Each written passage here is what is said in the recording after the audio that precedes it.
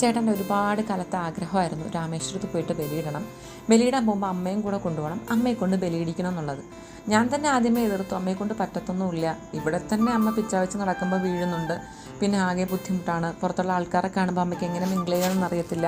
അങ്ങനെ തുടങ്ങി പല പല കാരണങ്ങളുകൊണ്ട് ഞാൻ തന്നെയാണ് ആദ്യം എതിർത്തത്. പക്ഷേ പിന്നെ എനിക്ക് മനസ്സിലായി, ചേട്ടൻ അമ്മയും കൊണ്ട് ബലിയിടുമ്പോൾ കിട്ടുന്ന ആ ഒരു സമാധാനം വേറെ എങ്ങനെയൊക്കെ പോയിട്ടാലും കിട്ടില്ല എന്ന് മനസ്സിലായി. അങ്ങനെ ചേട്ടൻ്റെ ആ ആഗ്രഹത്തിനൊത്ത് ഞാനും അങ്ങ് നിന്നു. തീരെ അമ്മയും കൂടി അങ്ങ് സപ്പോർട്ട് ചെയ്യാനായിട്ട് മാക്സിമം ഞാൻ ശ്രമിച്ചു. കുറേ നാളത്തെ പരിശ്രമമായിരുന്നു. ട്രെയിനിൽ കയറുന്നതും ട്രെയിനിൽ വീഴാനും പിടിച്ച് നിൽക്കണം, പിന്നെ നാലാൾ കാണും, അവരുമായിട്ട് മിങ്കിൾ വേണം, എങ്ങനെയെന്നൊക്കെ ഉള്ളത് പഠിപ്പിക്കലൊക്കെ ഭയങ്കര ജോലിയായിരുന്നു കേട്ടോ. പക്ഷേ അറ്റ് ലാസ്റ്റ് അതിൻ്റെ റിസൾട്ട് പോസിറ്റീവായിരുന്നേ. ഞങ്ങളെല്ലാവരും തളർന്ന് കുഴഞ്ഞ് കിടന്നിട്ടും അമ്മ നല്ല പയർ പോലെ ഇരുന്നു, ഒരു കുഴപ്പമുണ്ടായിരുന്നില്ല. അമ്മ സത്യമായിട്ട് ആ യാത്ര നന്നായിട്ട് ആസ്വദിച്ചു.